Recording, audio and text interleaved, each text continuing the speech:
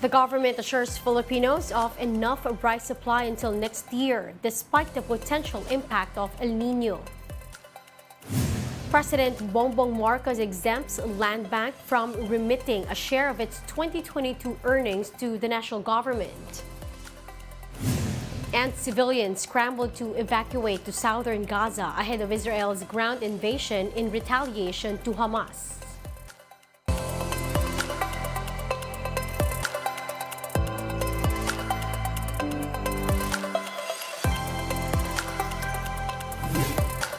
Fast, focused, and fearless. Here's a roundup of stories we're watching now. I'm Riza Diaz.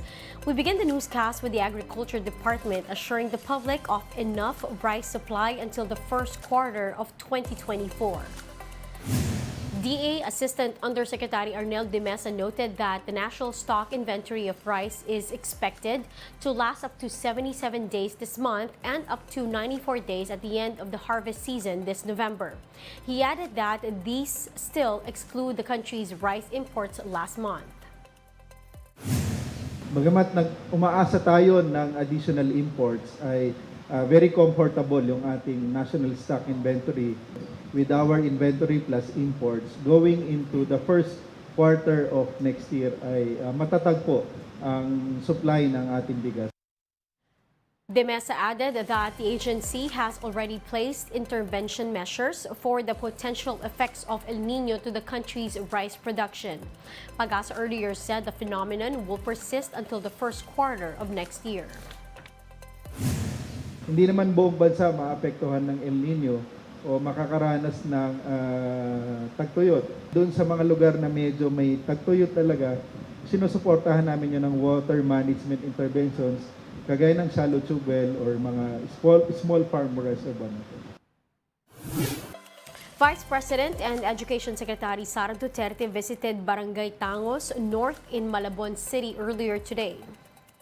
Now, during the visit, the Vice President reminded parents of the importance of family planning. She said the method plays a role in poverty reduction. The area is one of Malabon's poorest barangays.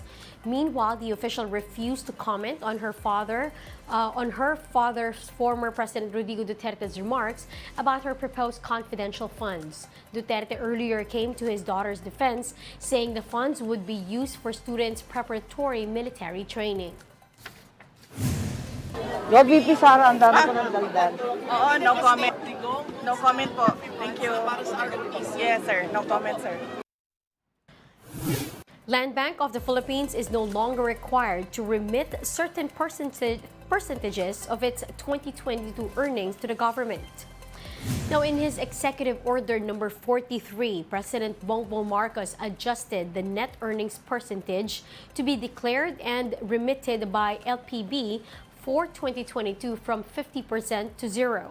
Now, under Republic Act 7656, all government-owned and controlled-owned corporations or GOCCs are required to declare and remit at least 50% of their annual net earnings. Now, the same law, however, states that the President can adjust the figure in the interest of the national economy and general welfare.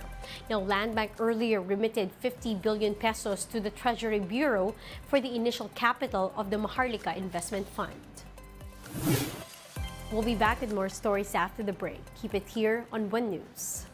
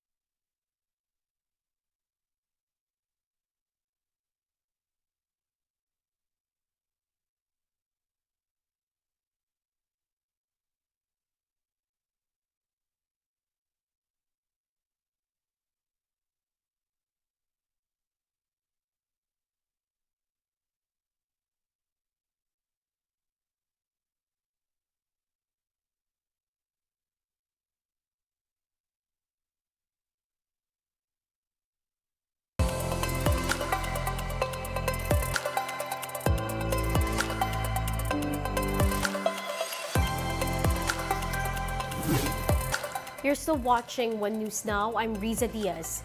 Here's the latest on the Israel-Hamas conflict, which has already killed around 3,000 people from both sides.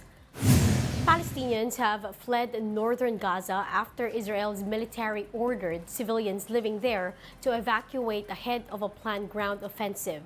They are being given 24 hours to leave in order to avoid being caught in the firefight. Israeli tanks and military vehicles have been seen along southern Israel ahead of an expected ground invasion into Gaza. The United Nations is calling on Israel to rescind its mass evacuation order in Gaza. UN spokesman Stefan Dujarric said that the order covers about 1.1 million people in the Palestinian territory and applies to all UN staff who is providing shelter and attending to those affected. The World Health Organization's echo UN's call, saying such order would be, quote, disastrous for patients, with hospitals already at full capacity. We consider it is impossible for such a movement to take place without devastating humanitarian consequences, and we strongly appeal for any such order to be rescinded, avoiding what could transform what is already a tragedy into a calamitous situation.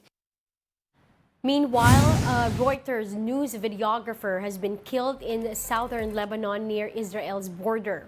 Islam Abdallah was killed when missiles fired from Israel's direction struck a group of journalists. Abdallah was part of the agency's crew in southern Lebanon, providing a live video signal near Lebanese-Israeli border. Two other Reuters journalists, Tayer al-Sudani and Maher Nazeh, were lightly injured. Now, the UN said Abdallah's death shows the danger of the spillover of the conflict between Israel and Hamas. I want to say how much this demonstrates the enormous risk of spillover of this conflict, namely in relation to Lebanon. So many journalists are paying with their lives the work they do to bring truth to everybody in the world. And I present to their families my deepest condolences. In other news, motorists may see mixed adjustments in the prices of fuel products next week. Uni Oil projects that prices of diesel would go down by up to 1 peso and 10 centavos per liter, while gasoline would be more expensive by as much as 60 centavos a liter. Now, if these hold up, it would extend the reductions in diesel to a second straight week and end 3 consecutive weeks of rollbacks for gasoline. Oil companies will announce official price adjustments on Monday, which will take effect the next day. The Philippine Olympic Committee says the Asian Games in basketball gold will stay with the Philippines despite Justin Brownlee failing his doping test. More in this report. Gilas Pilipinas' gold medal win in the Asian Games faces controversy after naturalized player Justin Brownlee failed a doping test. According to the International Testing Agency, Brownlee tested positive for prohibited substance carboxy-THC. The chemical is being linked to cannabis or marijuana. Aside from Brownlee, another player from the Jordanian squad also failed a doping test. The samples were collected after the gold medal match between Gilas and Jordan. The results have been sent to the Anti-Doping Division of the Court of Arbitration for Sport. Philippine Olympic Committee President Bambol Tolentino said he has talked to the Samahang Basketball ng Pilipinas about the matter. There, it was revealed that Brownlee had been undergoing medication since before the FIBA World Cup for an injury. Kasi pagkaalam ko si Brownlee talagang injured yan before playing and nagme-medication yan. So hindi ko lang alam kung meron sa medication niya na merong component na THC. The POC chief further explained that if Brownlee's second sample yielded another positive result, a suspension for up to 2 years is possible. But if the country's sport officials will appeal and explanations are valid, then it can be reduced to just a month or a little more than that. They will discuss it kung i-grant yung appeal or what, tatanggapin yung explanation, it can be reduced to a month or 3-month suspension. But how will this affect Gilas' gold medal placing in the Asian? Under CAS rules, sanctions like disqualification or loss of points, as well as individual consequences to the athlete, will be faced if more than 2 members of a team sport have been found positive for doping.